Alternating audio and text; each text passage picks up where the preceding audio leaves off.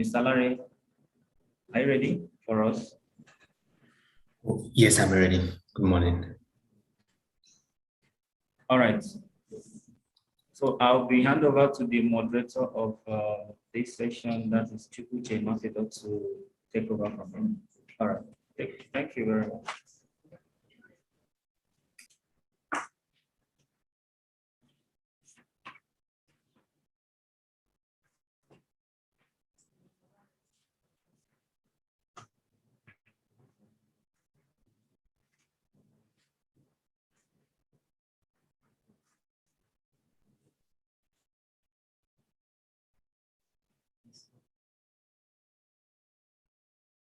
Hello, Mr. Larry. Hi. Good morning. Okay, good morning. So you have the floor now, Mr. Larry. Over to you. Okay, thank you. Good morning, everyone. I'm sure this wasn't the plan. So I'm on pressure because I'm the first to speak right now. I thought I would be the second. So, but I hope I'll be able to manage the pressure a little bit. My name is Larry Ogunbe. So can I make a presentation? Yes, please go ahead. I can't share my screen for some reasons. Okay. Well, yeah, if you can just enable that for me. Oh, thank you. Okay, not yet. I mean, why you try to enable that? My name is Larry Ogunbe. I'm the CEO and co-founder of Identipass. Identipass is a compliance and security infrastructure. We're building a compliance and security infrastructure for Africa. And we work with multiple companies in different spaces, in the fintech, in crypto, in data services, in insurance, to see that they perform verification and that their verification systems are perfect. I mean, and they meet compliance, local compliance requirements. I'm sorry, I'm still waiting for the. Okay, great, thank you. Yeah, now I can share my screen. Okay, cool. Thank you so much. I think I have.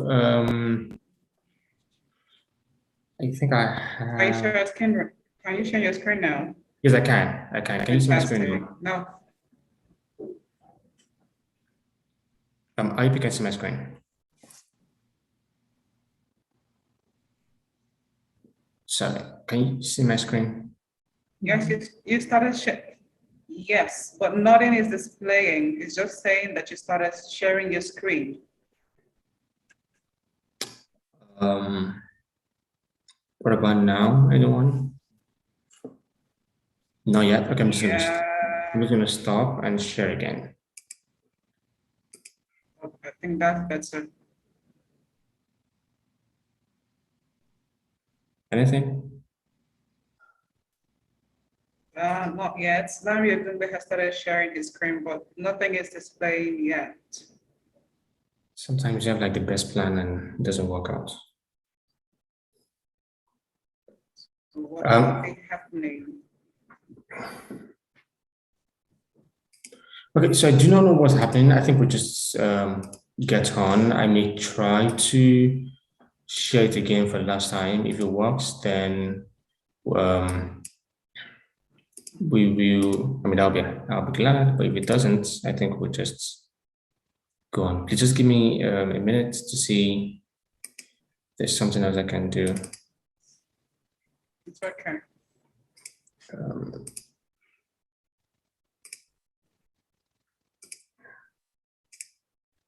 Can you see my screen now?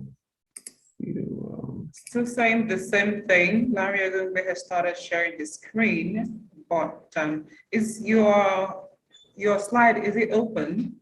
Yeah, it's open. I just finished a presentation like 10 minutes ago. So I don't know why this is not working. But what I can do is I can share the link. I think I can do I can share the link on the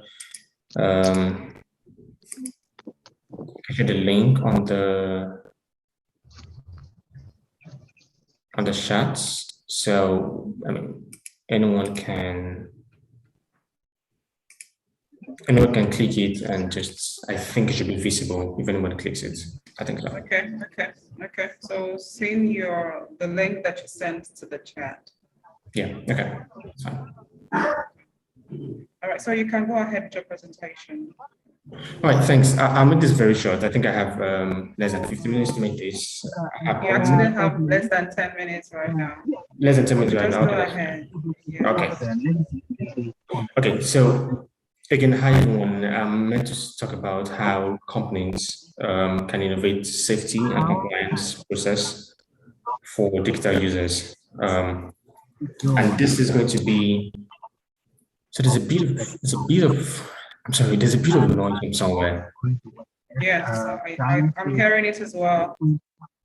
I think someone is on mute.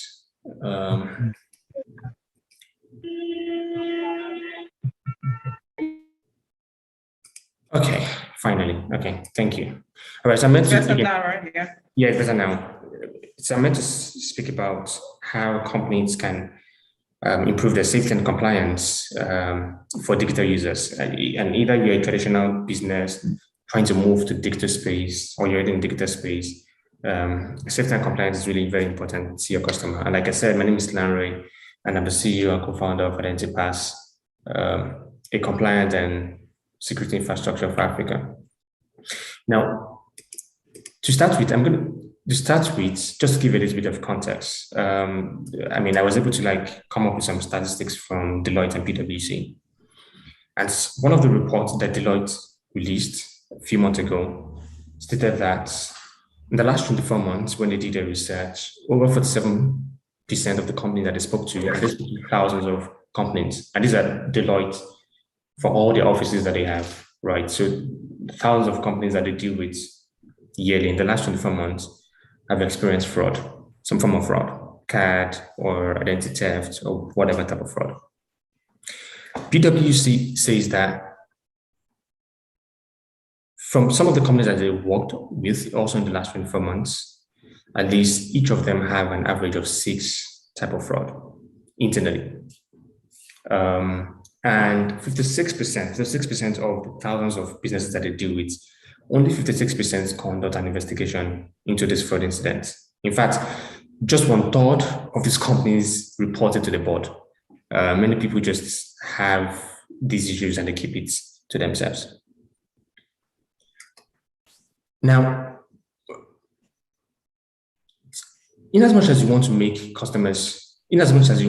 your company to look very nice, in as much as you want to jump on the next innovation, in as much as you want to be the next big thing in terms of innovation and ideas and all that, there are 4 major things you need to put in place to make it easy for customers. There are 4 major things you need to put in place to make it easy for your customers to feel safe, right? And the first thing is this.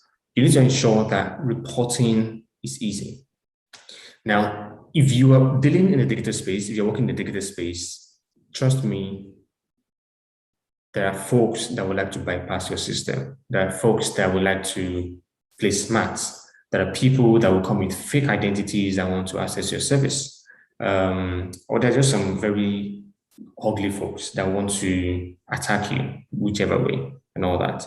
But if you're dealing with a consumer product where you deal with individuals and deal with consumers, you want to ensure that the reporting line is very easy. Because the longer it takes to discover the theft, the greater the victim loss and suffering. One of the things you don't want to do is put in a safety reporting process to be the same as the traditional customer reporting style.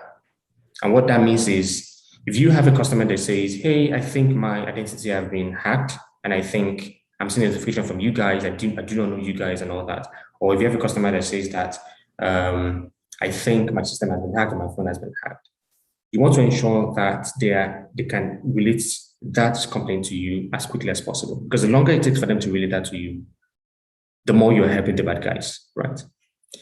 Another thing you need to be important to no matter how much you want to innovate as a digital company, is to see that you create a balance in making sure that even though your technology is getting better, your process is getting better, either you're doing recruitment for students or you're doing a consumer product or you're doing e-commerce store, whichever way, whatever you're doing, or you're just a traditional insurance company trying to onboard people or an HMO, you want to ensure that your process is smooth, very smooth. People do not have issues coming on board.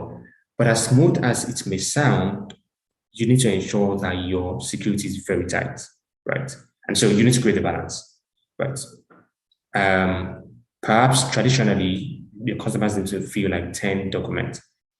You need to innovate to ensure that the 10 documents comes to one document or probably two documents, but the one document is more secured than having them fill 10 forms or 10 documents, whichever way.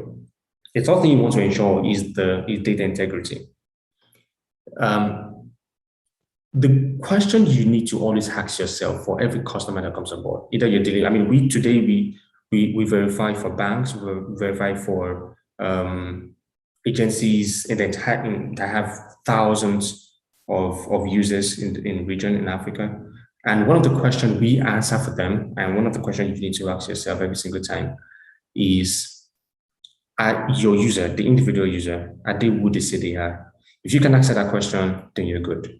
If you cannot answer that question, if I come to your platform, or if I come to purchase something from you, and you cannot verify who I am, if I tell you that I'm Larry, and you cannot really confirm that I'm Larry, then there's a problem. And the last thing you want to do is to ensure that you have a safer infrastructure. Because if you can afford it, try to see how you can outsource your security and your compliance architecture, right, to third party, because that is what they do. A few hours ago, we saw the issue that happened with Facebook, WhatsApp, and Instagram. Trust me, whatever security infrastructure they have in place, whatever compliance system they have in place, it's already archaic, right? Just a few hours ago. So now they need to innovate and come up with something else that will beat whatever they had in place a few hours ago. And so because of, sorry? Okay. And because of that, you want to ensure that you outsource your infrastructure in terms of security and compliance, because things get archaic very fast. The last slide I have here is on innovation. Innovation is good. We keep innovating, and I think, I mean, that's what's going to help the entire continent and the region, Nigeria particularly. But there are three major things that you cannot innovate over. Innovation needs to sit on those three things. And the first thing is your risk, the business risk, the governance, and compliance. You cannot outsmart these three things, no matter how good you want your technology to be, right? And so the major thing we need to take note of is to ensure that no matter how much innovative you want to be, the risk, the governance, and the compliance needs to stay way ahead of the customer, because those three bars are the protection that the customer faces. Thank you. If you want to reach out to me, I can drop my email, because again, I have I think I've adjusted my time. If you want to reach out to me, I'm going to drop my email on the chat box, and you can send me any question. And I think I'm also going to be on the panel tomorrow to answer any other question. Thank you so much for having me. Thank you so much. Thank you so much, Mr. Larry Ogunbe. Thank you. Sorry about the technical issue earlier, but thank you so much. That was powerful. So, like you rightly heard him, if you need to reach across to Mr. Larry Ogunbe, just he's going to drop his email address right now, so you can take it from there and get across to him. All right. So I am told Dr. Amina Sambo. Okay, I think you're here now. So we would need to have you come up for the keynote speech. Okay. Dr. Amina Sambo, are you here? Can you please unmute? Yes, I am. Can you hear me? Fantastic. Yes, we can hear you loud and clearly. Thank you so much for joining us this morning. So over to you. Have the keynote speech right now. Okay. Thank you very very much for the opportunity to speak on behalf of the Development Agency. Mr. Kashifu Inua Abdullah CCIE. He couldn't be here himself, although he planned to come, and because of some other urgent assignment, he couldn't be here in person, and he has delegated me to represent him. So as usual government protocols, I'll do a verbatim. He has handed over a speech for me, and I would read it. I stand on all existing protocols. Distinguished ladies and gentlemen, good morning.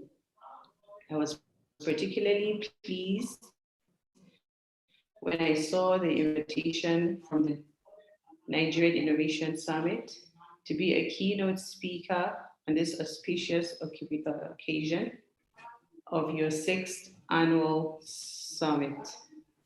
The reason is that the NIS is a wonderful platform where great minds assemble together and rub minds to achieve a common set goal, which is innovation, entrepreneurship, and digital transformation of Nigeria through the use of emerging technologies and trends.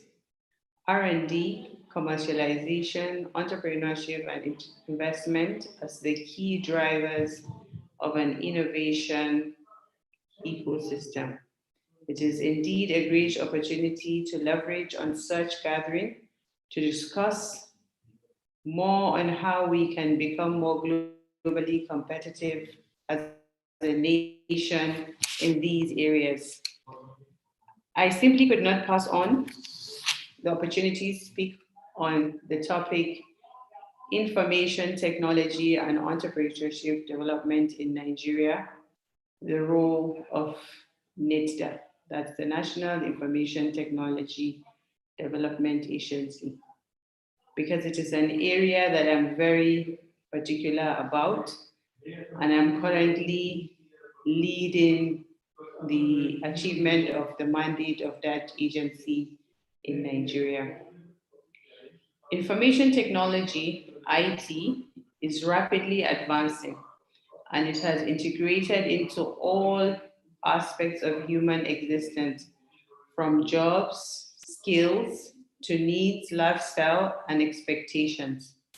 It has ushered us into a digital era that has brought about a significant change in the global economy. It is without a doubt that IT, the information technology sector, has been a pioneer and a powerful catalyst in addressing the needs and interests of a unique country like Nigeria. IT is certainly the engine for growth and a source of energy for social and economic empowerment of our country. Sectors such as finance, health, education, agriculture, and more are quickly embracing technology for dissemination of information, enhancement of service delivery, and to reach their customers more effectively and efficiently. This is where it becomes clear that an enabling IT environment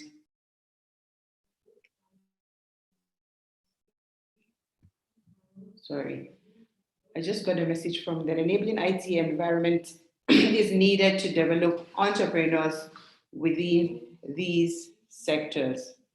My enthusiasm for the subject of entrepreneurship continues to grow because of the role of entrepreneurial activity is one of the solutions to unemployment in Nigeria.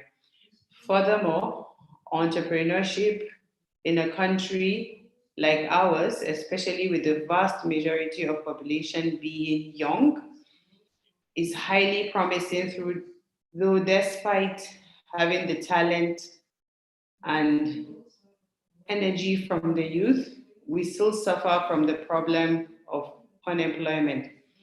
According to the United Nations statistics, there are over 1.2 billion youth aged between 15 to 24 globally, accounting for 1 out of every 6 people, which is 17% worldwide.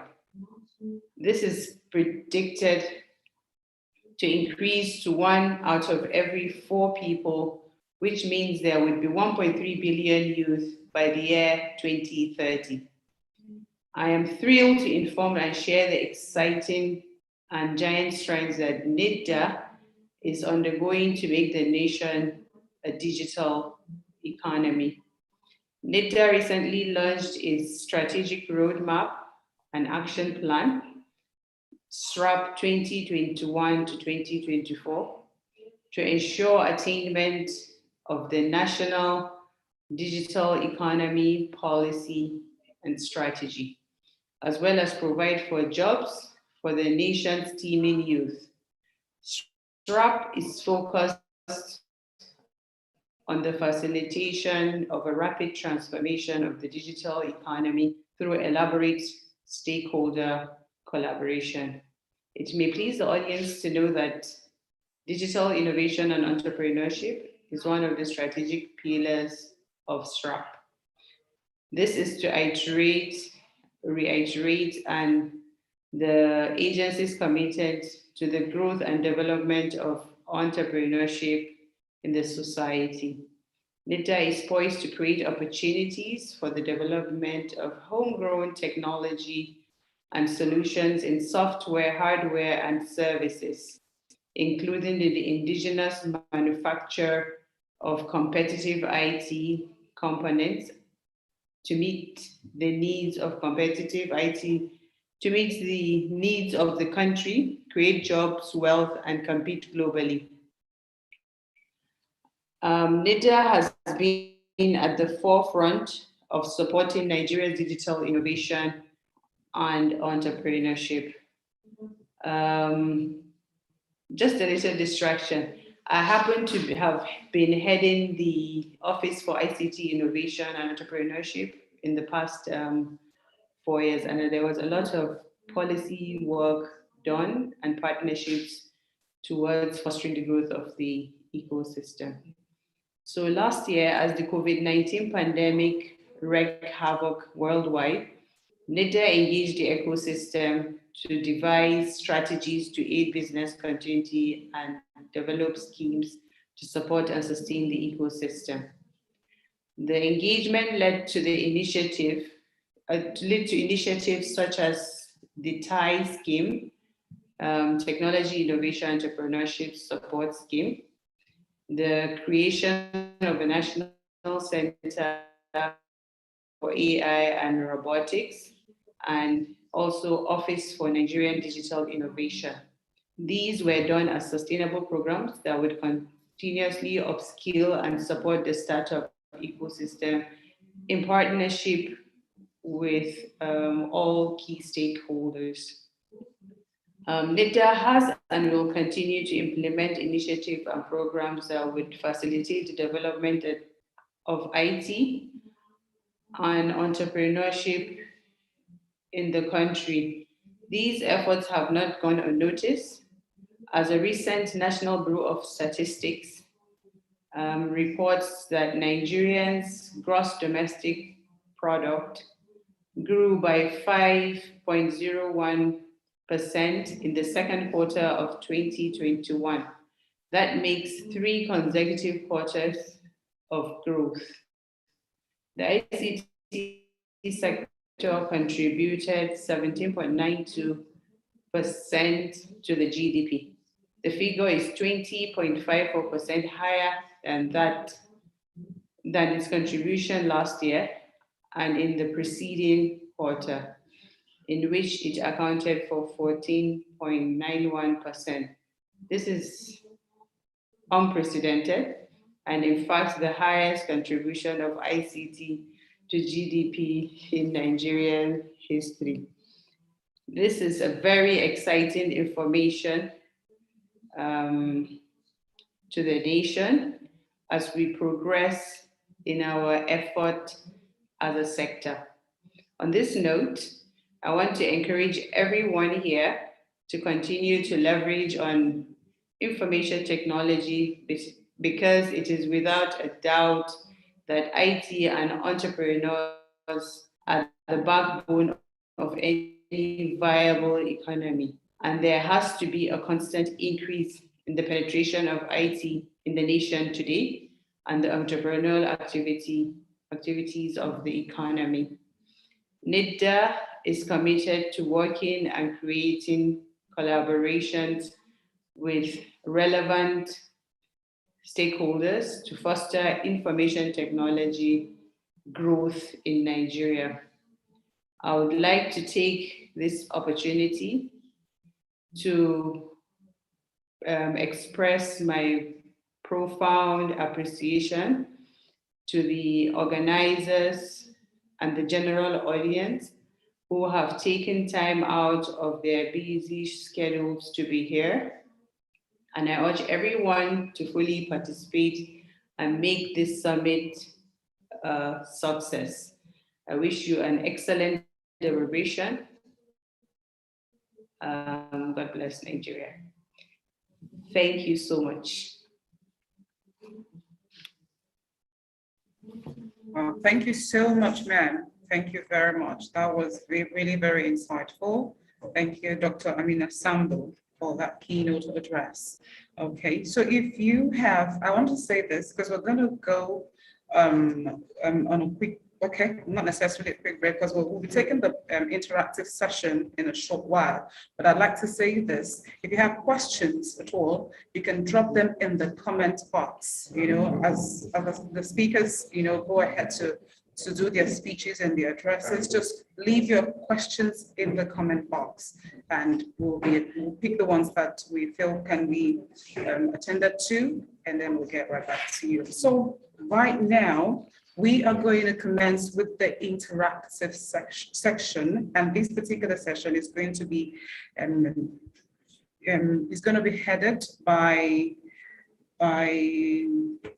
Professor Tony Balletti. Okay, Professor Tony Balletti. And I'm also just going to quickly mention all the names of the distinguished panelists. And I'd like for you to get your pen and paper ready because I'm telling you, you're going to be blown away with all of the things that we will be learning this afternoon.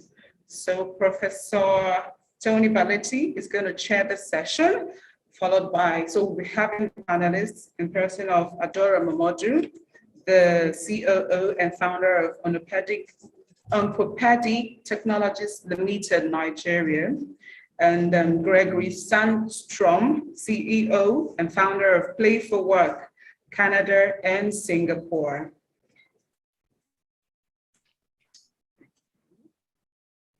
And Itua Emmanuel, Operations Officer and co-founder of Lane Pact, Nigeria. Mara Santos, CEO and founder of CO2 Diamonds, Portugal.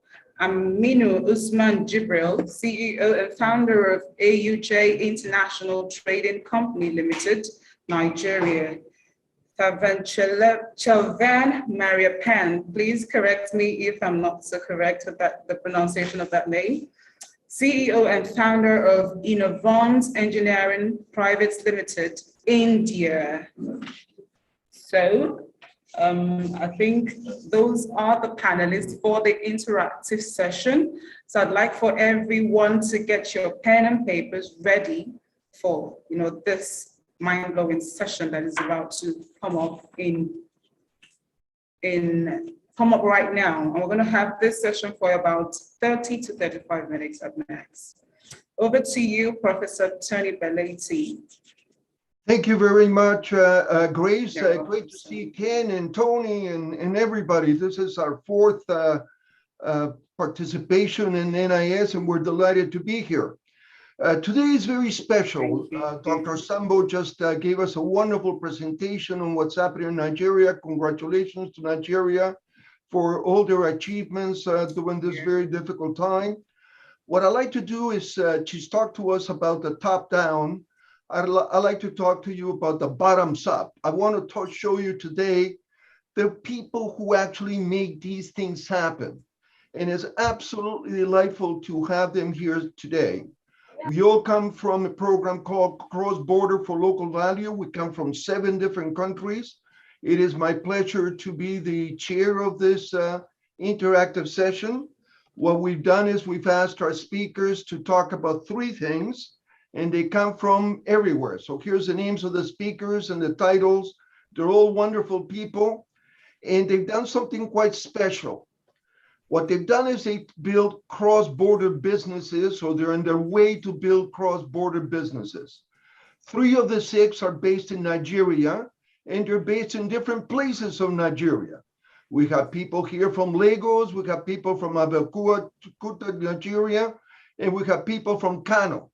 So we have 3 different regions of Nigeria, and we're trying to do the same thing, which is cross-border businesses.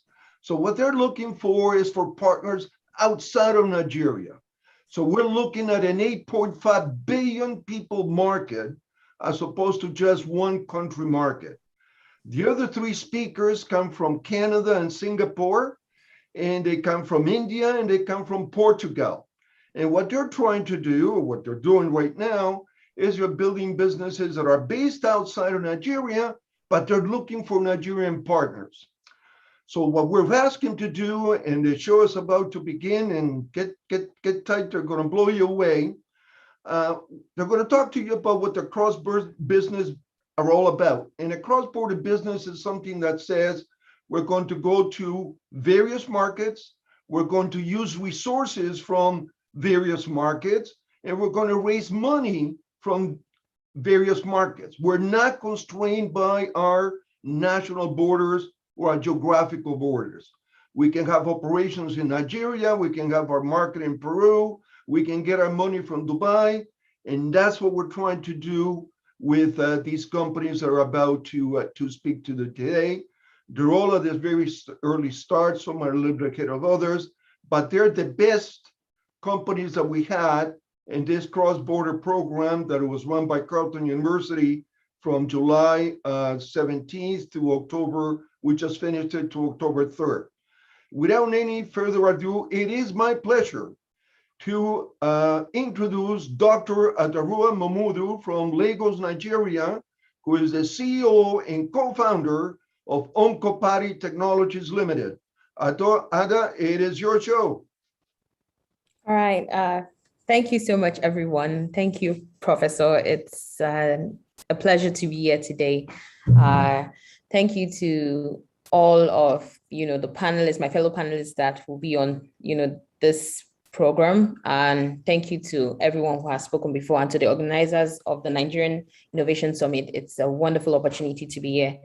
So I'll just dive right into my presentation. I'm unable to share my screen, so I probably would just be speaking.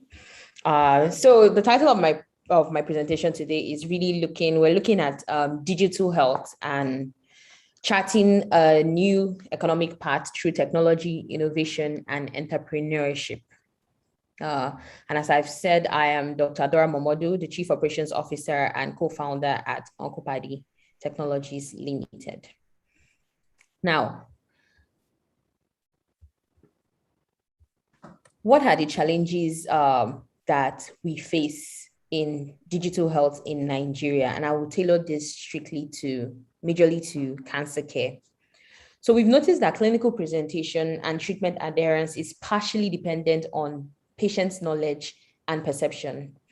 And we found that about 60% of patients are diagnosed at an advanced stage, and about 20% of our population, which accounts for 125,000 new cancer cases, present or do not live past the age of 5 years post-diagnosis. Now, there are currently about 78 clinical oncologists in Nigeria spread across 30 healthcare institutions in 19 states.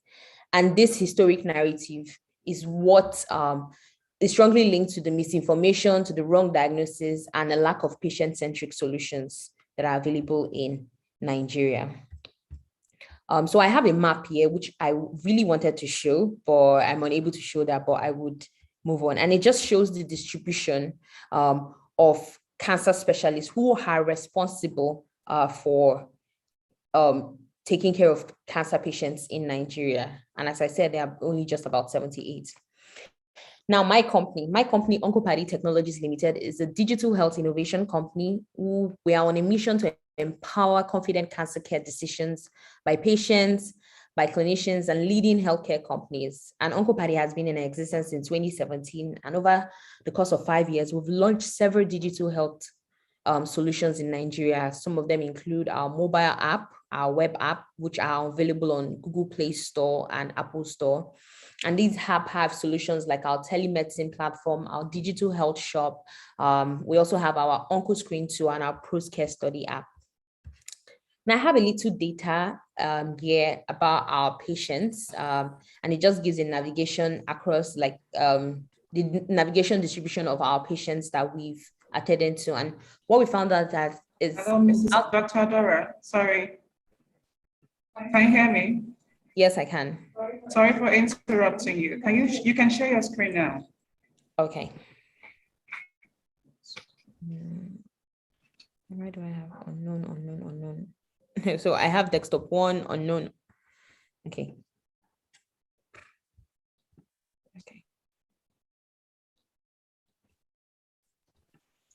Suggest we just continue, doctor, otherwise it's going to take too long. Yeah. We got limited time, so just go ahead.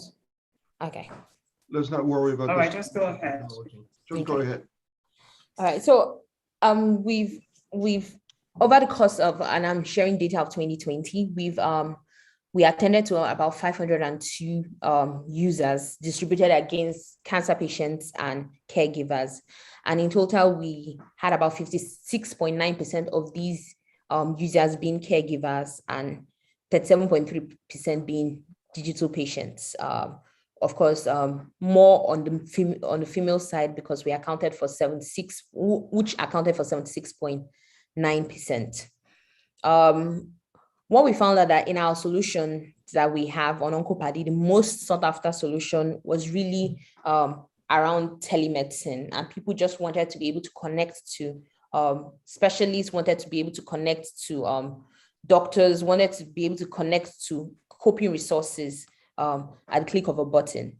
And we also had people requesting ordering for tests, and of course, people who wanted to belong to a community, supportive community. Across our solutions, we had people who were in need of treatment support, people who were navigating the space and just needed accurate information, and most importantly, people who were in need of second opinion. Now, this brings us to basically our major solution, which is at the core of our opportunity right now. And we call this the Oncopadi ACK. Now, the Oncopadi ACK is a virtual tumor board, ACK being accelerating access to remote cancer care in underserved communities. And it's a digital public health intervention program that is designed to improve the cancer population and lower healthcare barriers in oncology. Now, this solution is majorly targeted towards redistributing the clinical oncologists from the cities into the rural areas, and also maximizing these scarce resources that we have. The Oncopadi ACK is available on the web app, and it enables cancer specialists from different institutions and states to collaborate. They're able to review patients, they're able to discuss cases remotely, and they're able to provide a consensus opinion on the treatment plan of patients. Currently, the product is being built with funds from the C3 prize. And this is worthy to note that Oncopadi was a finalist and winner of the Astella C3 prize for 2020 due to most of our innovations in cancer care. And with this funding, we are building the Oncopadi ACK. This program is to pilot in 3 institutions and from a hub center in Lagos, across Abuja and Ogun State in Nigeria. Dr. I'm going to have to cut you off in 10 seconds. Okay, so what are we looking for? We're looking for partners that seek clinical partners, technical partners, research partners, and life sciences partners to help us set up our hubs, to help us provide public health access to this virtual tumor boards to help us develop processes and policies that would ensure that multidisciplinary care, which is the gold standard of care, is able to run efficiently, and of course, to be able to conduct nationwide studies. Now, what have been the challenges of us operating in this space? Of course, because we live in a country like Nigeria, electricity, of course, has been the major challenge. Internet penetration is still low, and many of us in Lagos still live in a bubble whereby our knowledge of what is happening everywhere else is limited. There's also the poor perception of users towards digital health solutions, and there are concerns against personal data privacy and security, which our earlier speaker spoke about. So thank you so much for listening. Thank you very much, Ada. That was wonderful. Thank you very much. Now we go to the other side of the world, Singapore and Ottawa. I'd like to present Dr. Gregory Sandstrom from Play4Works.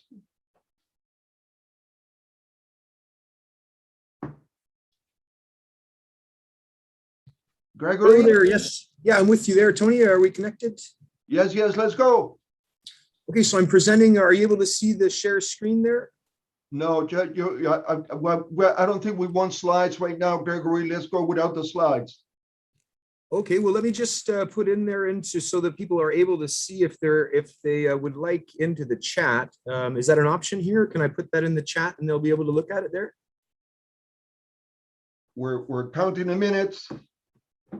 Okay, well, there it is. And I'm back onto the presentation then here. And so thank you for being here, everyone. And I wanted to say my name is Gregory. And while I've lived in 7 different countries, this is the first time for being able to present at a distance in Africa. So thanks to the organizers to be with you here for the Nigeria Innovation Summit. And I'm just gonna do a manual on the slides while that's what's in front of me here. So basically the problem is unemployment or underemployment and underemployability.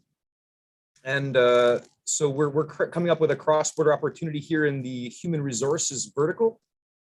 And we have the idea of an ecosystem here where there are games that can display the skills of youth who are interested in finding work, and for companies to match with youth who are interested in upskilling opportunities to find work. And the startups can come in with crowd supporters as well with the governments and the NGOs to create a pipeline of talents to feed the companies that are creating wealth in Nigeria or abroad, crossing the border. So our mission is basically, this is where Play4Work comes into play. So it's a gamified digital platform that aims to increase global youth employability and work participation through real-time data. And we focus on recruiting, training, and onboarding using cutting-edge technology. And we have unique positioning, given that we're founded with a global perspective through the cross-border program. We have members in Myanmar, in Nigeria, and Canada as well. And our source of value, I'm on slide 4 now, is basically in identifying these talents, in finding the youth through the user profiles, rather than the traditional resumes. So this enables qualifying potential candidates by validating their skill sets in real time. And it provides a way of educating, coaching, and mentoring for members to help them better prepare for the games that they want to play to find work. On slide 5, it shows the gamified challenge in a digital ecosystem. So a digital economic system, what does it look like? So basically, here's the flow. The clients see the talents for the open positions in their company. We work with the clients to create customized games to validate the members' skill sets, which makes for a talent onboarding pipeline for the companies. And our members play the game. If they qualify, they might be invited for an interview or to receive a job offer. So our solution here is an innovative one with great potential to grow continuously. It creates a faster, safer, fairer, and more transparent system of recruiting, onboarding, and training youth for work. So I'm on slide 6 now. So we're giving some reasons to get involved with the project.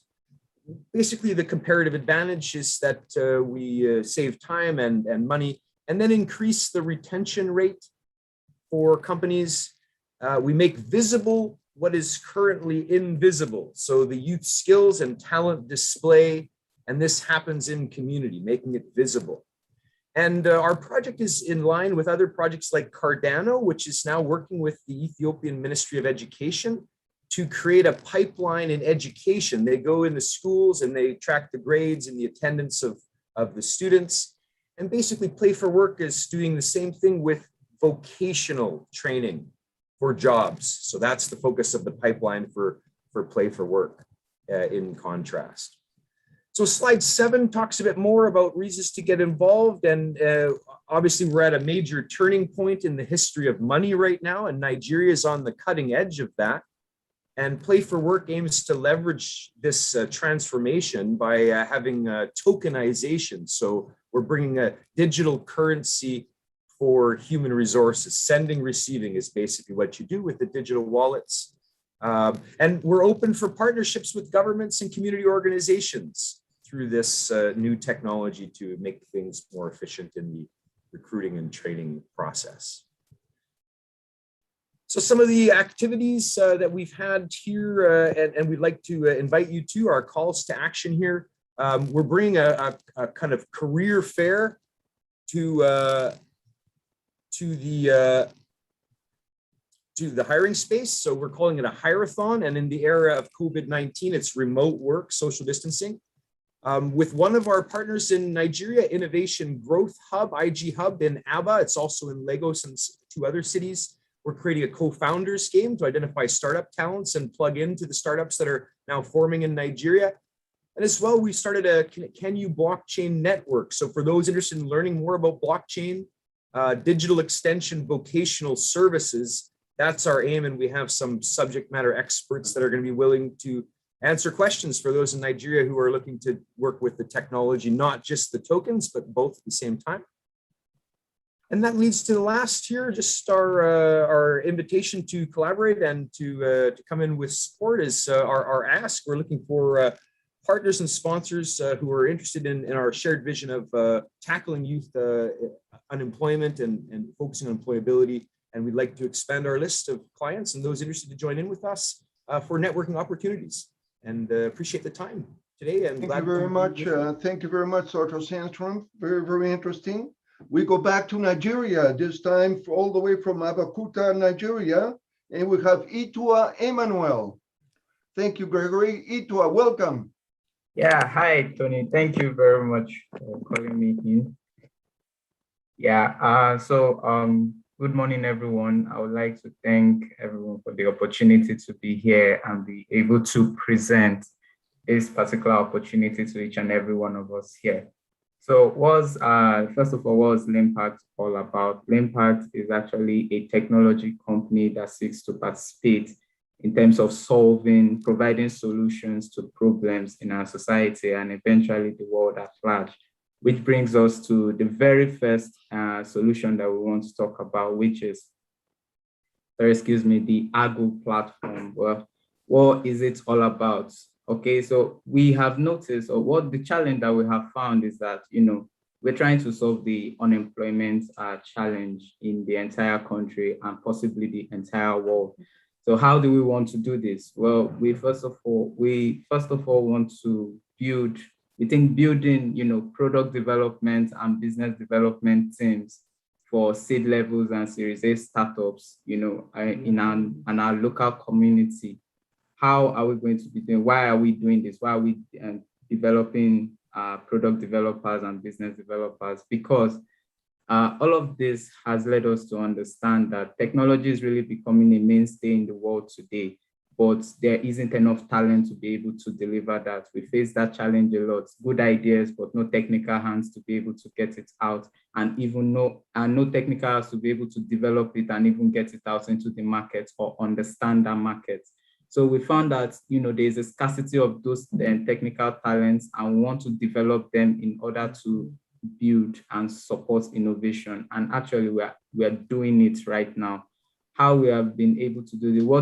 What we've been able to do is that we've been able to, you know, test run this particular innovation.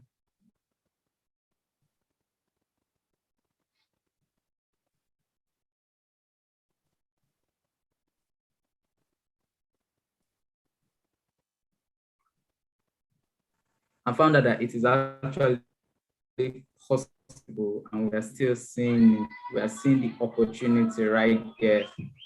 You know, we are solving the challenge both on the demand and the, you know, the individuals who need these trainings. The individuals are skill set, and the demand side are obviously going to the employers and all those and the entrepreneurs who will be needing the talents for their solutions. So what are we actually looking for to do in Nigeria? So we're looking to work with tertiary institutions, tech hubs, incubators, accelerators, governments, and private organizations to be able to take this initiative forward. Why? Because we've seen that it is necessary. This is where the supply side is, and you know, we've also found out that some of these organizations also have access to the demand side. So if we can create that link, what we're trying to do is to create a link between the two, and we're actually doing that. The steps we have taken to accomplish our mission is that we are currently incubating with a solution, with a social solutions enterprise called Lead Resources that is present here in Abeokuta, where I'm staying, because they've started taking that steps towards unemployment by partnering with tertiary institutions, which is current now FUNAB, and we're also trying to engage in talks. We're also trying to engage in talks with other private institutions too. And then Tech Hub, we're currently partnering with the Ogun Tech Hub to be able to carry out initiatives too with them. So we believe this collaboration and the incubation we are currently having with Lead Resources will be able to increase the startup and technology ecosystem we have right here in Abeokuta. If we're able to deliver the talents and create the entrepreneurs and link them together using our solution, we'll be able to kickstart and grow that ecosystem. So what we have noticed also is, you know, the challenges really in operating in Nigeria is the fact of fragmentation. You know, there's silos, everybody's creating solutions, but the ideas, like I said previously, are good, but there is no technical talent. Even the access to that technical talent is very hard to get. So what we are currently doing is that we are creating those talents and making it easy for the demand side to be able to access the talent. There's no need for you to go outside of the country to get the talent. It's where we want to work with everyone here to be able to build and develop our talents. And the cross-border program has really opened us up to the fact that not just in Nigeria alone that requires that kind of talent, even other countries, we've already identified with Peru, we've already identified that even right now, we're seeing that Ghana too can be able to leverage on this kind of platform. The other challenge we're facing is the part of, you know, market data. We do not have enough to be able to carry out our research. So that's why we've been able to carry out a kind of a test to stress test what we have here. Which includes us training actually more than 48 people right now in those technical talents and leading them to work on live projects so that they can be able to grow themselves and open up to that opportunity. What we are looking for is, you know, collaborations and partnerships with the stakeholders on top of that, the tech hubs, private institutions, even private institutions, institutions, tech hubs, and those interested too in working with us in order to develop the talents and connect them to the demand side and eventually build an ecosystem right here in Abeokuta and obviously in Nigeria. So that's going to be. Thank you very much, Itua. Thank you very much, Itua. Our next speaker comes all the way from Portugal. And this lady is going to transform CO2 into diamonds. Mara Santos, welcome. You are on mute, Mara. You're talking to yourself. Hello, everyone, and welcome to CO2 Diamonds presentation. I'm grateful to be in here representing my cross-border team. Thank you very much for the invitation, Tony. The Department of Resource Development in Nigeria, Katsina State, found diamond and golden deposits in the area in the last 10 years, and the government would like to exploit the full potential of these minerals in the state. But did you know that the air is a diamond mine? According to the Harvard Project on Climate Agreements Viewpoints 2 years ago, there's an urgency to create negative emissions technologies in order to respect the 1.5 degrees Celsius global warming limit. This means that we need not only to avoid emissions in our daily life consumer habits, but also to capture CO2. But we cannot keep it around us. We must do something with it. I saw a business opportunity here because CO2 has carbon. Carbon can be transformed in diamonds, and lab-grown diamonds market is rising and is expected to reach $100 billion in the next years. This high demand is due to changes in consumer behavior. Environmental impact was one of the top reasons to buy a diamond in the last Global Diamond Industry Report, and this already leads a big jewelry store like Pandora to sell lab-grown diamonds only. Electronics will also contribute to this higher demand. The diamond age of humanity is just beginning, but usually lab-grown diamonds emit more than half a ton of CO2 per carat due to energy needed to power machinery. So we need energy alternatives to reach our goal: less carbon, more diamond.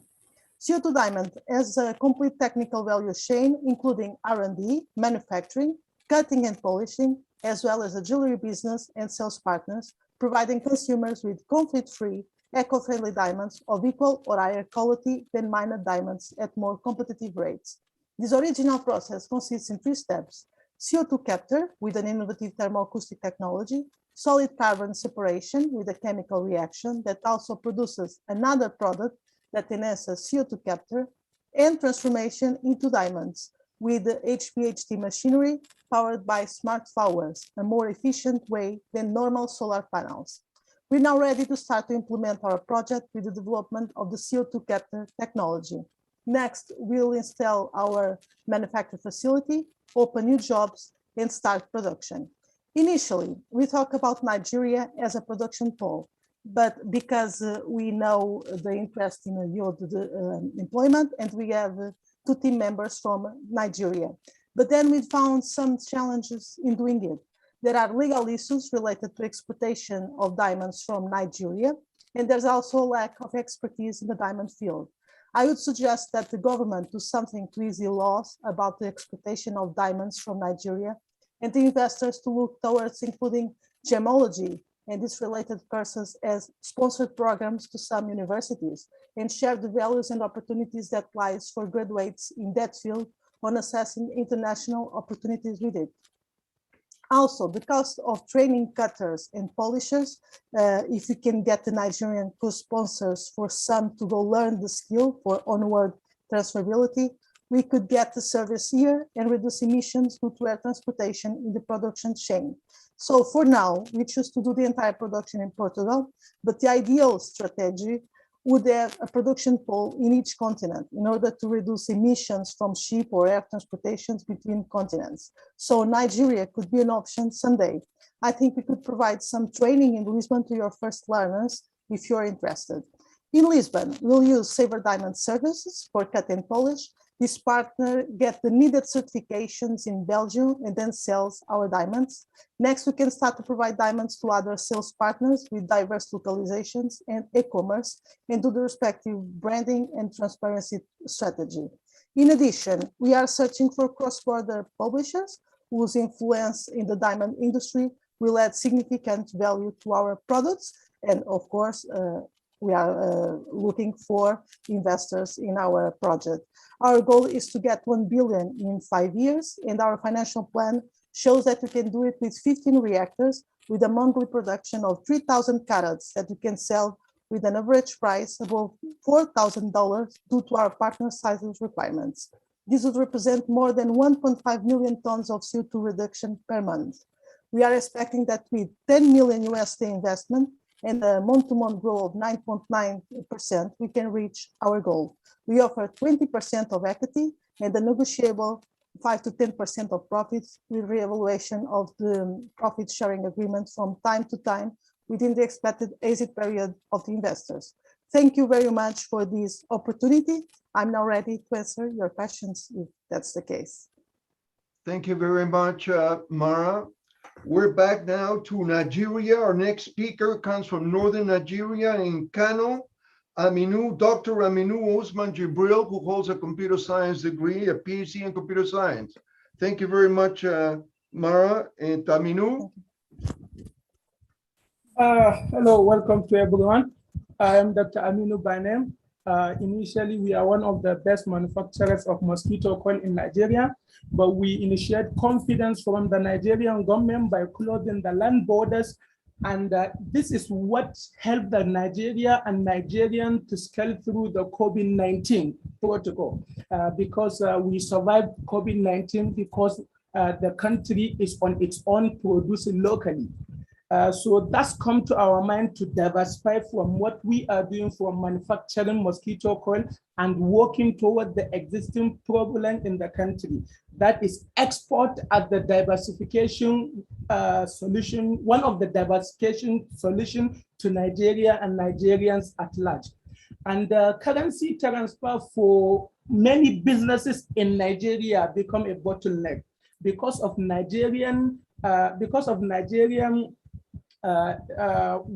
working towards stopping money laundering aspect in tracking everything. That is why many currency transfer become having bottleneck. So our business ideology is an export/currency transfer platform from Africa, from Nigeria, Africa to any part of the world, for African in diaspora to access African products. And many products in Nigeria are medicinally, health-wise, and aromatic. So like we exported one, there is hibiscus flower that makes people young and other things.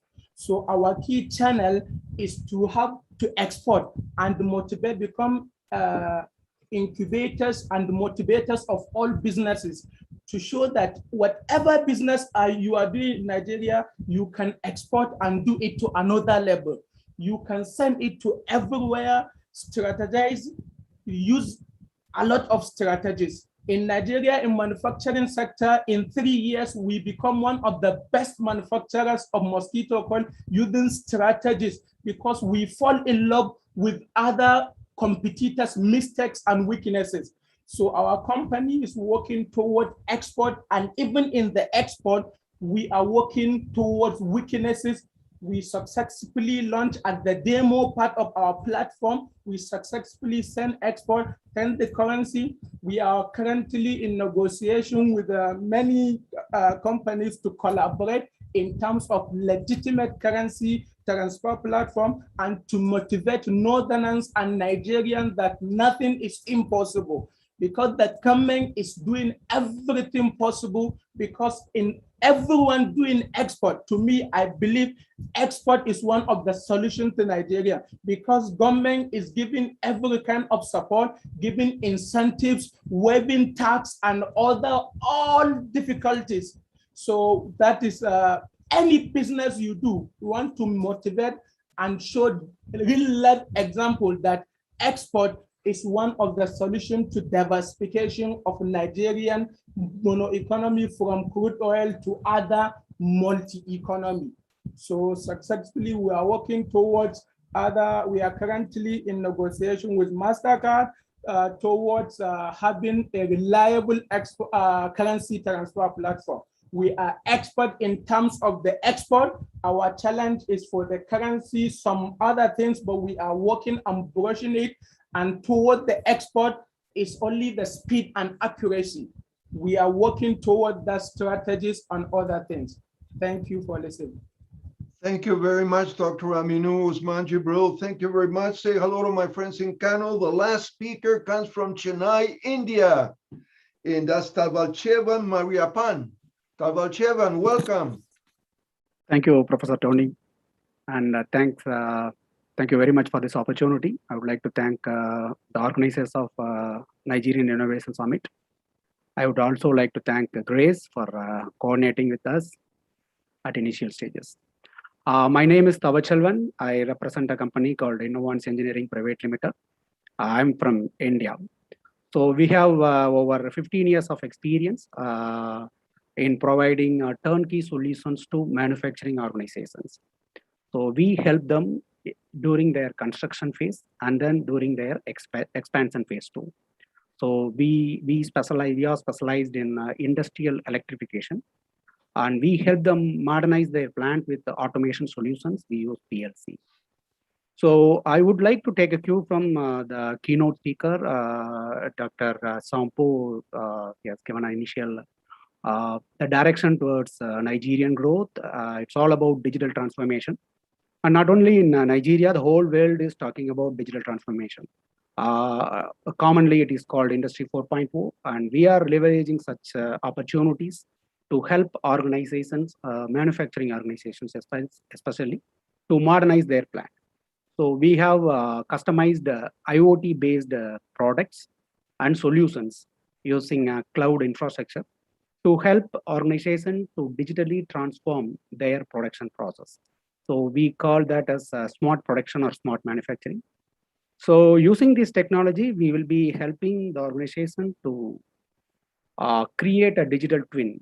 You can have a predictive and periodic maintenance of all your assets, and we will be able to facilitate the users to remotely monitor their assets. Asset in the sense, any machines which is operating. You say the diesel generator set or transformer, or the whole plant's energy meters. It can all be connected with internet, and you will be able to monitor it from anywhere. If need be, it can also be operated from the remote location. So that is the whole idea about Industry 4.0. Now it is up and coming. Globally, it has become a phenomenon, and we are having these solutions in India. We have started offering the solutions to the manufacturing organization all over India. Nigeria being a fast emerging economy now at present, so we wanted to use this opportunity provided by Professor Tony Belletti through this cross-border program. We wanted to reach Nigerian industry. We want to offer this solution to take these solutions to Nigeria. So we are looking at connecting 1 million devices or assets within 5 years. Globally, there is a survey that says around 70 billion assets will be connected through IoT globally. So we are looking at connecting 1 billion. So through this, we will be reaching our target of 1 billion valued company in 5 years. And I would like the like-minded individuals or leaders from Nigeria to join hands so that we will be able to take this technology to Nigeria to help us in understanding the industry demography locally. So that's all about my project here. So if there is any question, you can contact me. I have shared my contact details in the chat box, and the organizers have my contact details. Thank you. Thank you, Professor. On to you. Thank you very much for all the speakers. I'm going to give it back to Grace, and she can handle the questions. Dr. Amina Sambo talked to us about the top-down view for Nigeria, which sounded really great. What you just heard were 6 stories from companies that are cross-border companies. They come from Nigeria and all over the world. And their plan, their target is to be valued at $1 billion. This is B with a B in 5 years. That is what each one of these 6 presenters are trying to do with their companies. Ladies and gentlemen, thank you very much for being with us this morning. This is the bottom-up view of a new world. Grace, back to you if you can handle questions. I don't know if you have the time. It was absolutely, thank you for inviting me. It was absolutely delightful to be back for the 4th time at the Nigerian Innovation Summit. Have a great day. Grace, back to you.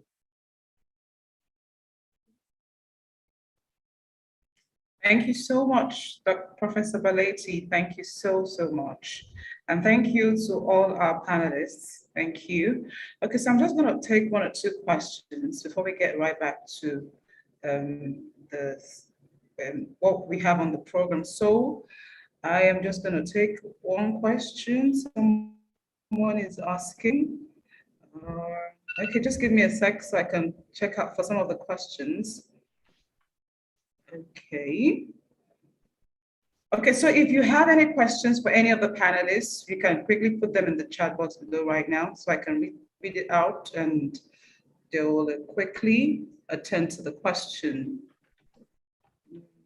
Okay, someone is saying, well done, Itua, developing talent and linking them to local and global opportunities, okay. Someone is saying, Kehinde Shugmule is saying, I appreciate the initiative of LINPAC trying to address development and linking them to entrepreneurs and startups. Well done. Okay, great idea, Mara Santos. Please, is that okay? So we will take that. Is there opportunity to just stick around? We'll let you know if there's still an opportunity for that. That's Evander Foreman. Okay, if you have any questions, please put them in the chat box below. All right, so while we're waiting for questions to come, we might just have to go on a very short break. Okay, and then. Grace, can I make one comment before I leave?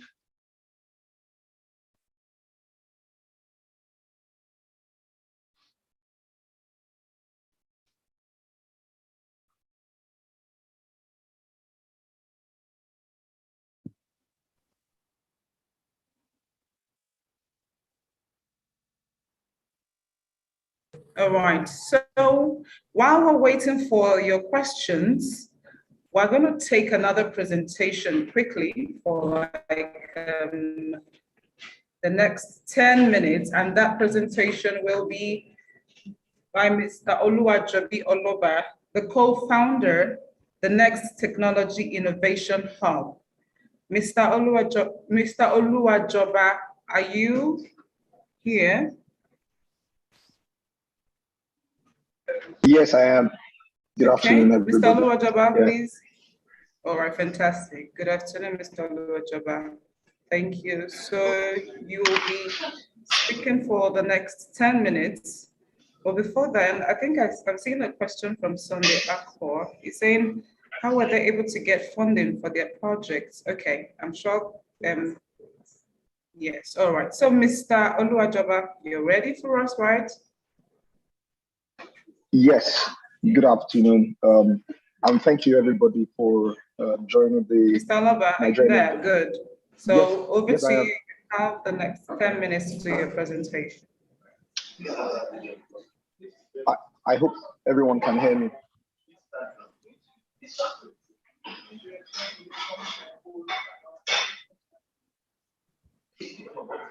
You can go ahead, please. Okay, good. Okay, so today Yes, I'll be I talking can hear you, about. and I think we all can hear you.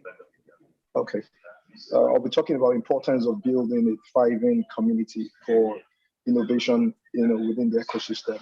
And this is a topic that I'm actually very interested in, and I think it's timely after what we've noticed in the industry is that it's a good community where everybody's building something in their silos in Nigeria. And I understand that we have one of the smartest set of people, on the side of the continent. But it's becoming very important to create a system where, as we're building, differently, everybody is able to come together so that we can build something, big enough, to be relevant in the world. And I think that's where the idea of, having communities that developed organically, this is where, it becomes important. So, as much as possible, over the period of time, we've been saying this over and over again, that collaboration is very key, in this side, based on the kind of thing we want to see, what we want to actually develop out of the continent. Collaboration looks like what is going to give us, the cutting edge, next leap in whatever we're doing. We have, the smartest companies, everybody coming together, but it must be a holistic kind of operation, where from the university even to product level, every person is carried along. So a classical example is that if you go to a university, students write their annual project or thesis, and when they finish writing it, the next question is that what do we do, with this thesis being written across all the universities, in Nigeria. So I remember in 2014, we were having a conversation with Obafemi Awolowo University, where we, made a proposition that it would be important to have ops across the schools. And this is because universities are supposed to be the research engines for any thriving economy in the world. We go to the UK and Germany. Universities form the places where companies actually have the think tanks where they can ask questions, they can solve the problems. And when they finish solving it, the questions and the answers must also fit in, it must be relevant, and it must be significant. So it must speak to the industry. And I feel this is where there is a disconnect. And I feel, as time goes by, we should be able to create a model and a network that happens. But like a typical ecosystem, the businessmen, everybody has a role to play. But we need to now, move from that point into a situation where we are deliberate about having communities and ecosystem where everything can come in. Everybody sees the different part of what another person has done at the completion of a bigger deliverable. And that's an area I really feel that we need to really work on, within the industry. So I'm going to touch on that vis-a-vis what we're doing at the Nest, in my organization. So as one of the only talent, technology and innovation support centers in Nigeria, the Nest is a TISC center, and this means that we're going, beyond, we want to feel good or we want to be the only organization doing this. We're creating an enabling environment and having collaborations with different hubs, and we're having events where we can drive conversations about what are the next set of things that's happening across the world. What are kind of ideas being developed? How do we support businesses? How do we support these ideas? We're having roundtables with universities to see whatever ideas you have, how can you make these ideas patentable? How can you register them? How can you sell to a bigger market? So that at the end of the day, it's not just about thinking or working in silos. You fit within a community of a person that has the solution to the last bit of whatever you're developing. And I think that's why, forums like this it's quite important. So when we have this kind of summit, and technology has made everything, very simple. I'm looking at Professor Valetti, who is, another side of the world. So if I have an idea and I feel, the technology to implement or to perfect my idea sits, within another economy or another jurisdiction or, another side of the world, it becomes very important, to create that environment where everything can be in sync. Another area that our work, sheds on this is, so we have a product. There's a program where we're working with some companies in Europe, like 5 different projects is about is they look for talent from Nigeria and take them, to these countries in Europe where they work in different organizations. They understudy the system and they're, expected to come back. And I think these, things are, quite important. So when you look at areas where they've already understood and they've scaled particular, type of technology, this kind of technology transfer helps the local industry so that when the gatekeepers, they go out and, they're able to come back, put like models in place that other ones can follow. Within a community, everybody is able to, learn or, upskill on whatever is already on ground. And there's really there's no stress of having to go and find your way on what to do or what to be done, within the industry. And I think in a nutshell, not wasting our time, it's just very, very pertinent. The biggest problem we have is everybody been working, building something, small, in every area. But I think it's actually high time we all come, within our different clusters, develop a model where whatever you're building, we need to form smaller communities, virtual communities where we can have sharing of ideas, and transfer of information. So that at the end of the day, it's not about, all those small tidbits that we build. It's like this, when I was growing up, there's this show called, there's this character called Voltron, different parts, moving together to build something massive. And I think, that's something easily we should be able to flip from this side of the wall. So the academia, the technology companies, the manufacturing companies, the government, everybody has a role to play. We're happy to play this role, to be a melting pot for everybody to come together, have think tanks, have summits, have conversations where everybody's able to connect, to put something big forward. Nigeria is serious about it, and I believe that in the next 5 to 10 years, we're able to make serious stands about innovation from this side. Thank you very much, and thanks for listening.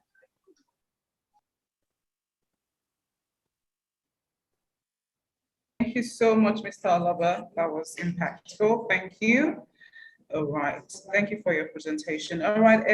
If you have your questions, I'd like to ask that you direct your questions to the Q&A sessions, okay? And your questions will be adequately attended to. I'd like to also quickly mention that we're streaming live right now on Facebook, Open Innovation Nigeria, on YouTube, and on Twitter. You can go on hashtag NIS 2021, right? We will go on a short break quickly, and when we come back, we'll take the next agenda on our program. Okay, thank you.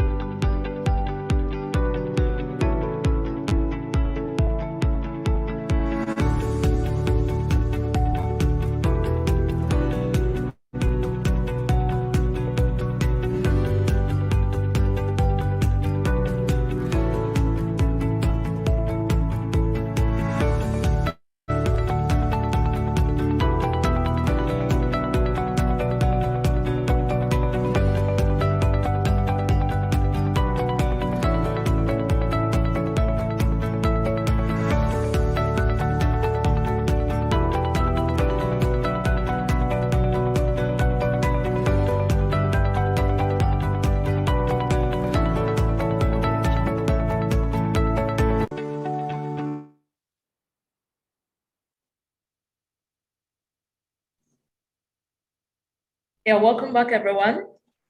I hope you can hear me. I don't know, just maybe a show of hands, okay? All right, thanks again. Okay, thanks again for sticking with us from 11 a.m. till now. My name is Grace, and I'll be taking this next session. Thank you so much, Joba, for the wonderful presentation on the essence of having a community and enabling it to foster innovation. All right, so we are going to move to the next and final session of today's summit. And we have the theme of the session as promoting innovation and entrepreneurship in tertiary institutions. So I have with me my panelists for today. We have Professor Isaac Aberojo, who is the Director of Institute for Entrepreneurship and Development at the Obafemi Awolowo University. We have Professor Stephen Oluwatobi, who is the Board Chair of Ibron Startup Lab at Covenant University. We have Professor Eribe Patience Ajayogene, who is the Director of Center of Entrepreneurship Development and General Studies at the Mountain Top University. So I believe I have all of my panel members here. You can unmute if you're here. Thank you. Yes, Professor Aberojo, nice to connect. Am I calling your name correctly? No, it's Aberojo. Yes. Aberojo, okay, sorry about that. Then Professor Stephen, are you here? Professor Stephen? Dr. Stephen, I mean. And then Mrs. Patience Ajayogene. I'm here. Can you say something? Yes, I'm here. Good morning. Okay. It's afternoon now. Good afternoon, everybody. All right. So, okay. Thank you very much for joining me. While we wait for Dr. Stephen from Ibron Lab to join us, we'll just go ahead with the session. Again, what we're talking about is promoting innovation and entrepreneurship in tertiary institutions. And this is how this session is going to proceed. I'll give both of you a couple of minutes to talk about how each of your institutions promotes entrepreneurship.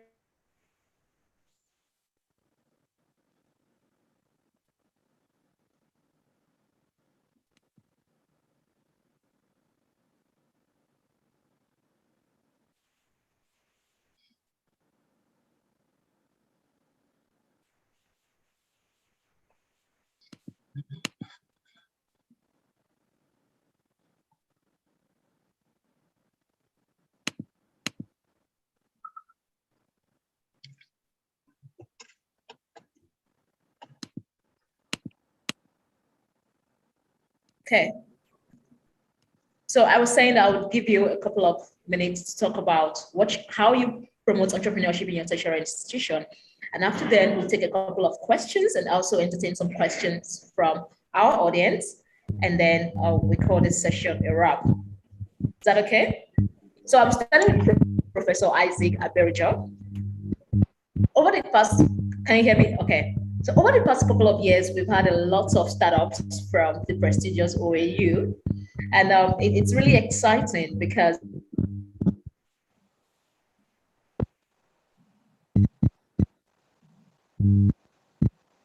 Sorry, I cannot hear you again. I don't know whether it's from my side here. There's problem with the internet connection. I cannot hear you again. It's not from your side. I think she's off.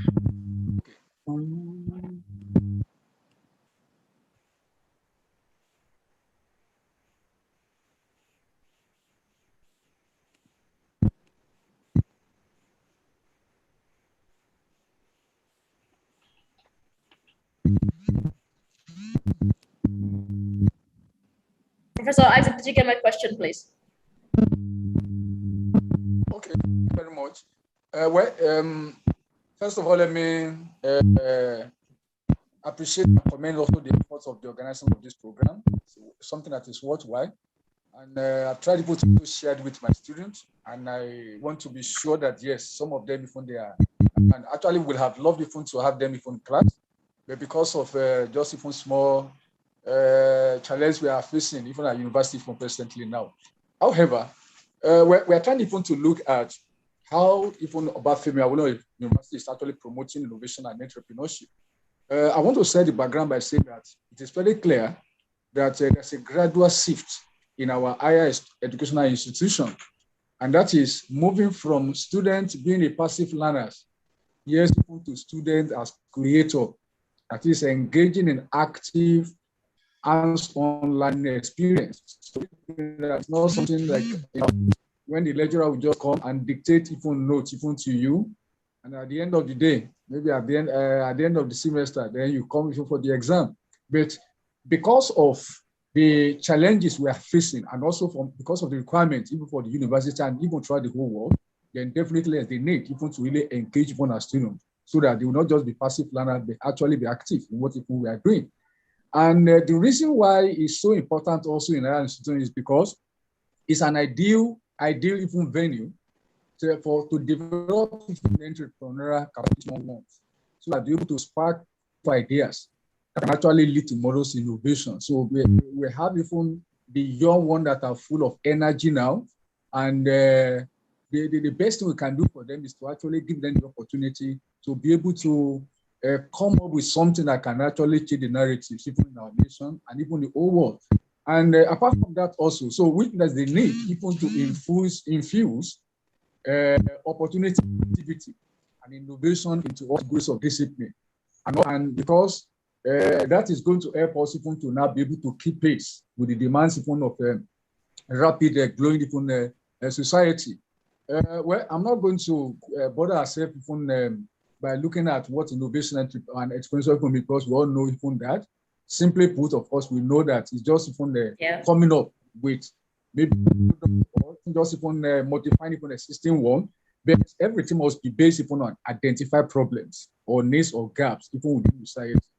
Then at the same time also, in Obafemi Awolowo University, we recognize the importance even of the fact that yes, we have different disciplines even within the universities.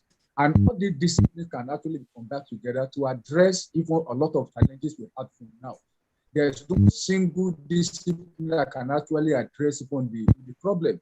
So we think that those from health, those from science, those from engineering and medical line also can actually come together, put resources together, they are knowledge together, even to come up with something that can actually even solve the problem. And again, we also realize the fact that yes, in our own institution, yes, it's also even a place where we can actually raise educated entrepreneurs, both in terms of numbers and quality. Because by the time it gets into the marketplace, of course, we all know that definitely you are going to actually contribute, you're going to make it entrepreneurial. So it's not going to be just even as it was even in the beginning, so it's going to be. No, but they're going to really. So with me that in Obafemi Awolowo University, the very first thing that we do is to create the awareness, even for entrepreneurship as a career option. So we're trying to, and that is why we have a course that we call the general study, we call it ETR 003. And basically it's about entrepreneurship and self-employment. To create that awareness, to let them know that yes, the jobs are not there even waiting for you, but for you now to begin to reorientate even your mindset and begin to consider. So the second thing is now to change even their attitude, even towards being self-reliant and self-employer. So that by that also, right away from the university, we have so many of them also that are already coming up with business idea, even to change, to actually address a particular problem.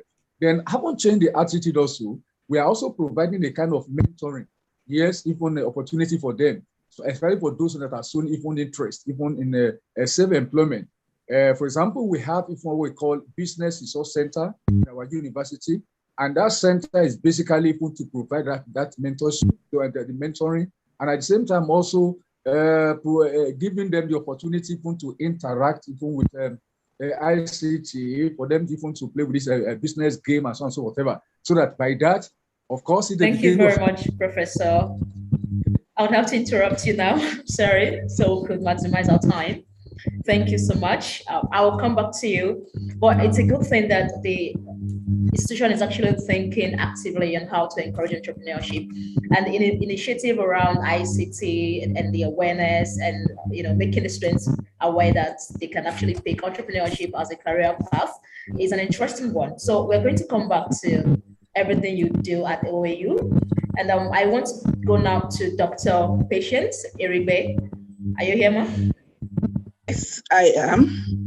Okay, thank you. I want to All thank right. you. So how do you support entrepreneurship and innovation in your university? Okay, entrepreneurship started at the inception of the university. We are very young. Ours is a private university, but the university started with ensuring that students have found entrepreneurship, and also that every student should also learn a musical instrument. It was actually established, this center was established in 2016. That was like nurture the entrepreneurial spirit, skills, and knowledge in mountaintop university students. That's to empower them to become job and wealth creator. The center also was established to actually raise morally strong and highly skilled entrepreneurs that can be globally competitive. And we try to make our students have different, be creative by creating different vision of their own, and helping them and harnessing those vision into wealth. Make sure that they brainstorm, have strategies and have their goals achieved. Our center actually is measured at, we have 4 broad categories. We coordinate, we teach the students entrepreneurial, all the aspects of entrepreneurship, then coordination of practicals, demonstration, and selected entrepreneurial fields, and then developing business ventures to create funds to support university finance and meet the needs of the students' community. And then we also we have our a watchword, we say TIE, that's TIE, and that is to think, innovate, and excel. And because we foster innovation, entrepreneurial spirit development, and wealth creation. Like I said, we started 2016, 2017 section, and what we do is that we train our students from 200 level. We ensure that the students start taking the course in entrepreneurship to 400 level, and this we do weekly by practical vocational training, and then weekly entrepreneurial lectures also. And then we do exhibition once in a while to exhibit their products, and then they sell. And then we encourage students to do apprenticeship as attachments during their holidays, so that they can know they can have a craft, and then they can have mentors that will mentor them. And so we have about 19 vocations that we do in our center, which is the soap, perfumery, the farming, a lot, event planning. So we do a lot of that, kids and all that.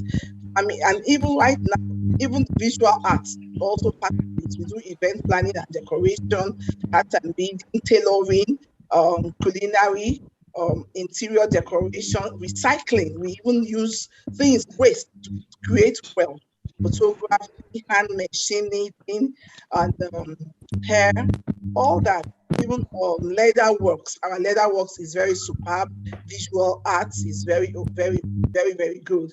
And we ensure that another thing we do is to make sure we do, like, sometimes we organize different programs for the students, and try to catch them young and make sure that we grab them, whatever they have.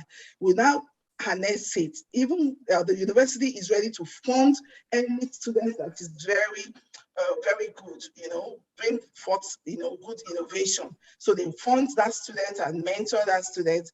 And like in the past, some set of students brought a business idea, which we even have the center. Right now, we are even using that business idea to create money, and they give dividends to those set of students. You know, that's the snack and some things that they do. And that's interesting. Yes, yes. And so we also try to do what's it called? Our like empowering excellencies camp. You know, like that's like our CSR. We try to catch them young. We go to the what's it called? Primary and the secondary school during the holiday. We try to create events for them, and that is they come to the school for like 2 weeks. They come, and then we train them on this entrepreneurial to have entrepreneurial mindsets. And I think with that, many of those students have been very, very interested in entrepreneurship. You know, so and it's what we do in our school. So we do. Thank you very much, Dr. Irigwe. Thank you. I'm very excited to particularly hear that the university has plans to fund businesses that prove quite innovative and prove sustainable in terms of revenue. I'm also glad to hear that there's a sort of revenue sharing with businesses that are commercializable in the university. So I'll come back to you just to pour into the nitty-gritty of how things work at Mountain Top. I know Dr. Stephen is here already. Dr. Stephen, glad that you are joining us. Can you hear me? I can hear you clearly. Please confirm you can hear me as well. Yes, I can hear you. You're welcome to this session of the Nigeria Innovation Summit 2021. And we are talking about promoting innovation and entrepreneurship in tertiary university. So you are the chair of Abron Startup Lab at Covenant University. So far we've heard about how entrepreneurship has been fostered at the OAU and the Mountain Top University.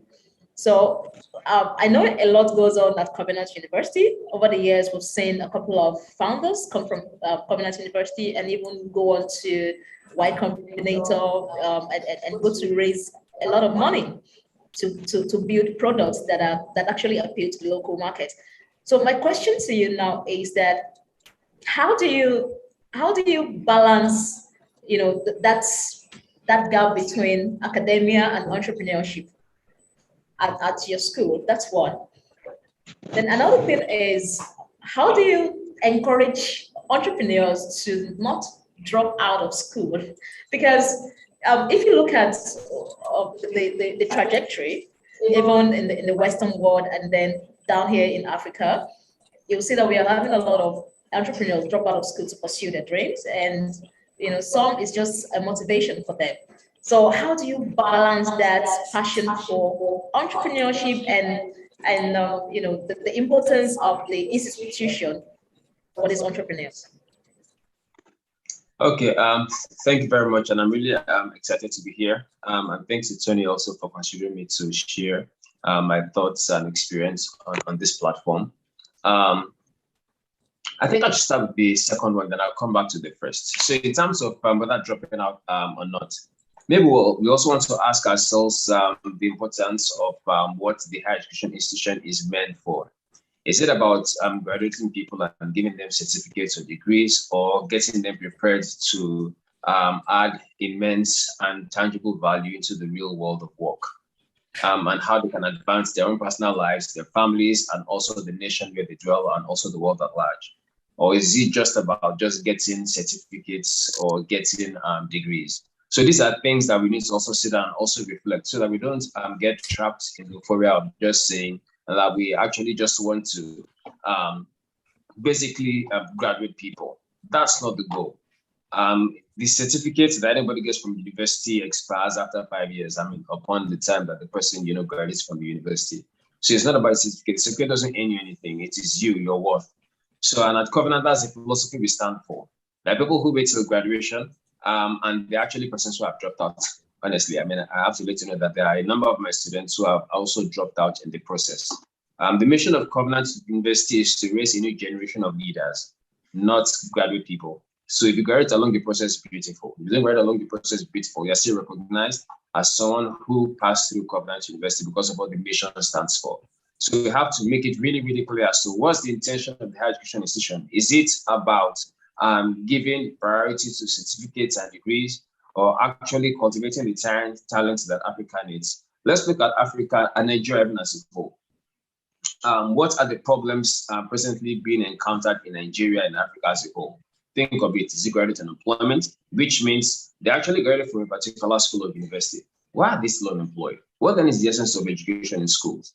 So Covenant University came up with the idea of, you know what, if you're going to graduate anybody, the person should at least have the mindset or the intention of creating jobs for himself and for other persons as well. So I'm glad you mentioned the aspect of setting proofs as to what a typical Covenant University graduate is. We've gotten reports, time and again, consecutively every single year. There's a report by a student that we usually get. They send it to us like every year, and it's even public anyway. You can Google and explore that online. That Covenant University still remains number one when it comes to employability of graduates. Covenant University has topped that list. Also, we've got reports from venture capitalists. You mentioned Y Combinator. They said for every number that they invest in that start companies, they just figured out that 50% comes from Covenant University. And basically what we do is this, and this is not that maybe they even planned it. The way I even got to know, because they reached out to me and they called me, the way I got to know was they were kind of like putting statistics to find out which school exactly these guys will invest in, which school did they come from, so we can even go there and see how we can have better relationships with them, and so we can scale down performance. From that conversation, it was when I got to know that if they're going to invest in 30, 15 of them actually are from Covenant University. And this, speaks a lot. So what's the secret sauce here? I won't say maybe there's any secret sauce. I think maybe it's just about the intention of the founders of the university, the intention of what the university really stands for, and also the mission of the university. So it's about answering the question, what is the why of what we do? Are we teaching, lecturing, providing education for the purpose of degrees and certificates, or for the sake of solving real problems? Let's come to the core of what innovation really is about, and how universities can play a huge role in that. So if we look at the idea at scale, let's say, why exactly the universities even exist? Look at all the things we've seen in terms of inventions, innovations. A bulk of those things came from universities. Siri, which is the AI assistant of Apple, for instance, was bought by Apple from a research institute in Stanford. Stanford Research Center sold Siri for $200 million to Apple. This is the outcome of research. The toothpaste we call Crest is the very first toothpaste that is fluoride based. I mean, in the mid-1950s, Americans, were suffering a lot from tooth decay. In fact, record has it that about 700 million cavities every year were being recorded. Procter & Gamble had to make moves to collaborate with the professor who had been playing with fluoride in various variants. And that led to the first toothpaste, that fluoride in it, which is Crest. This is because of the collaboration between the university as well as the industry. So there has to be that bridge there. Industry cannot run in isolation of the university. Universities too shouldn't run in isolation of the industry. Definitely. Both have to work together Yes. to achieve what they really want to achieve. That You're division, right. I that agree with you. a lot of problems. But I have to cut you momentarily so that we could go around and maximize the session. Thank you very much. You made some very interesting arguments, which I would like Professor Aberiojo to actually comment on. The first thing you said, one of the things you said is that, it doesn't matter whether or not they graduate. The most important thing is that you build people, you build leaders that can actually make something out of what they've been trained with. Professor Aberiojo, do you agree with that? That as you're passing through school, what matters is building their capacity mentally and all. It doesn't really matter whether or not they decide to graduate. They could just drop out and start creating innovative solutions. Do you agree with that?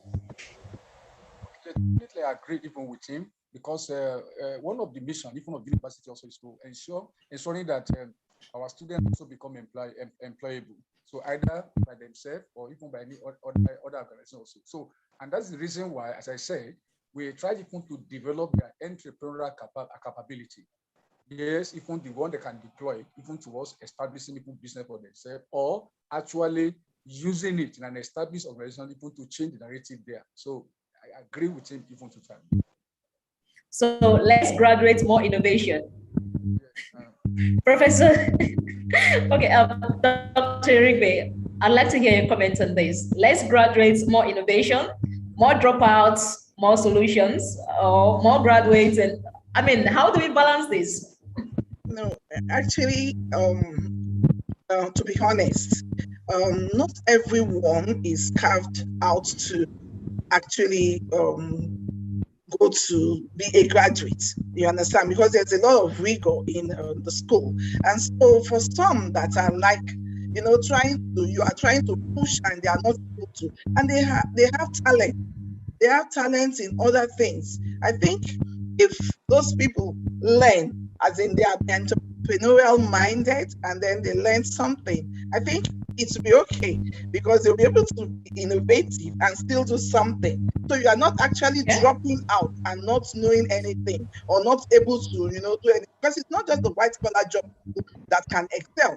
You know, many business people excel a lot at this. You see, some of these people who have, you know, have made names, who are billionaires, some of them did not even go to school. And that's the fact. You understand? But we still say and encourage people to try to graduate, because there's kind of a difference. Because when you know something, when you are a graduate, the way you do your own business to be different from those that did not go to school. So that's why we encourage them. But if you are not able to graduate, we cannot force it. That's just true. Okay, because again, there is the argument. I was also going to say that, I mean, if we are going to have more dropouts, why go to school at all? But I think you did justice to that by saying, yes, I mean. The importance we go to school is the importance we go to school to be learning. You have to know what to do. You understand? But like I said earlier, I said there's difference between an illiterate starting up a business, or even being innovative and starting up a business, and a graduate or someone who is learning. So at least it's just the university that is the thing that we are saying. At least they would have learned a great deal, and then they know how to balance their accounts and do all those things. They have learned a great deal. You understand? So if they are innovating and by chance they are not able to graduate, those people that you just throw out, you say, okay, they are asking to withdraw because their grades are low. You cannot just go out there without learning something. You would have gotten something. I think that's just what he's trying to say. So they will go out there and be creative in one way. I mean, still making money. This is really interesting. So I have to announce that we are extending this session by 10 minutes, just so we can do justice to this current topic. Again, it's promoting innovation and entrepreneurship in tertiary institutions. And so far, we've made some interesting arguments. We've seen a lot of startups, founders here in Nigeria and even across Africa that decide to drop out of school, you know, following the path of Mark Zuckerberg and so on. And they've gone on to build amazing things. They've gotten international recognition. They've gotten investment from both foreign and local investors. And you know, a lot of other startups that we know today, Jobberman, and so many of them actually sprung from the university. So the university actually plays a very crucial role in this. I'm going to take a couple of questions from the audience. I am going into our Q&A. I don't know if we have questions there. Okay, so I'm not seeing the questions. All right, if you have any questions, you can just, I see one. How are the universities connecting with the public and private sector players to stimulate and encourage entrepreneurship and innovation? Okay, so I would say, Dr. Stephen, could you answer that? The connection between public and private sectors and the players to encourage entrepreneurship and innovation.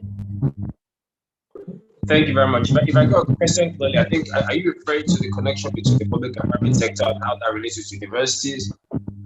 Is that what you meant? Okay, so the question is, how are the universities connecting with the public and private sector players to stimulate and encourage innovation and entrepreneurship?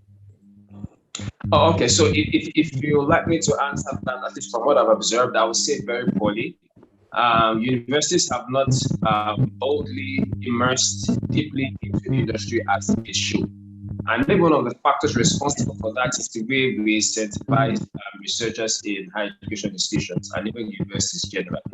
So there's this concept or term called publish or perish, right? Where the lecturer, the researcher in the education institution is incentivized to basically do research and publishing publications. The sad part to it is the industry looks somewhere else to get ideas for new products to improve on what they do in the market. Whereas knowledge that's being created in the university ends up in a publication that is mostly being explored and cited by those who are already in universities. So there's kind of like a divorce and that kind of relationship. So if I would advise universities on what they should do, universities should begin to immerse themselves in industry. So one, university management should be thinking on how faculty researchers can begin to do like internships. When I mean internships, now I don't mean like what fresh graduates go through, but the kind of internships where they get to have their sabbatical time being involved in industry, to do something, to understand the real marketplace, to understand how the industry operates. I mean, I'm industry now. I'm not referring to maybe just sectors. I'm talking about the world of work where the action is taking place. Businesses, firms, companies, corporations, organizations, basically. In that process, they'll get to understand more deeply. It's to improve even on the quality of their teaching, because by the time they get back to school, they have real facts beyond textbooks to teach their students. Also, in such case, they will have more ideas based on the problems they've seen in the real marketplace that will inform what kind of research questions they should begin to engage, to explore, to experiment, to come up with new products or new ideas that can lead to innovations that can end up as new products. Whatever they find now, they can now go back to the organizations that they've done their internships with and let them know how they can collaborate on how such concepts that has come out as innovation can be turned into a product that the industry can invest in, that can lead to a product that can be in the marketplace that you and I can begin to purchase or engage as a service. So, I mean, we need to have more of these engagements between the university and the industry, and someone has to initiate that process. Universities have to immerse in that. What Covenant Investors try to do is to be involved. So I want to encourage other universities to do likewise. Yeah, I think that's a takeaway to our professors here. So being more involved in the industry is actually very crucial. And speaking of being more involved, Professor Aberejo, I want to direct this to you. Again, OAU is one of the universities where we have a lot of founders in recent times, in the recent years, and they've done, I mean, they've succeeded in putting Africa, Nigeria on the global startup map, and also brought in a lot of investment, foreign investment and foreign attention, and then it keeps growing. So is the Institute for Entrepreneurship and Development Studies, are you considering a way to synergize with these founders, probably bring them back and make them form a link between them and emerging students who are willing to be entrepreneurs, and also probably adopt their business models as case studies, just like you have in Harvard Business School, for instance? Is there any plan for that?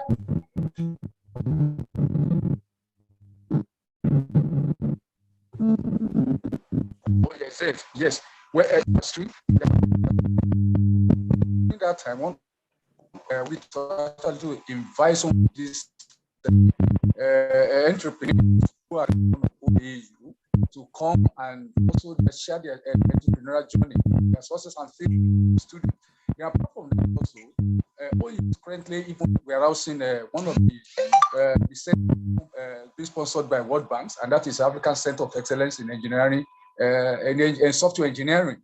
And one of the components even of the center is that even of entrepreneurship. So and within even that component also, there's also another platform where some of these people we also come even to share the experience. So I'm saying in essence is that yes, there is very solid arrangement in trying to connect even with our graduates, encouraging even the young ones to follow on their paths. Thank you.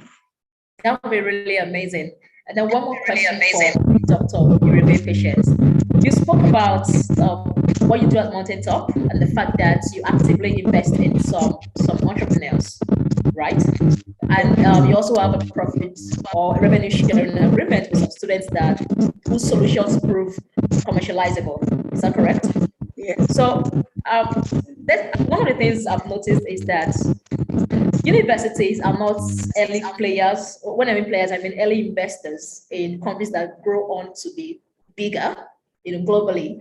And I think it's high time that we change that narrative. Okay. So if a fintech is going to emerge from Mountain Top, from OAU, from Covenant University, for instance, I think the school should be part of the key investors at the early stage. I think you shouldn't pass up that opportunity to be part of something great.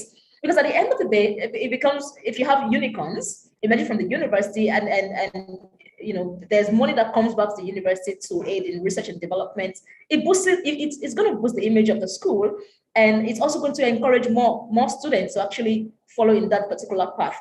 So how do you think this is going to work? How do you think universities need to be more involved with students so that they can also be early participants, of the entire funding pie, as the case may be?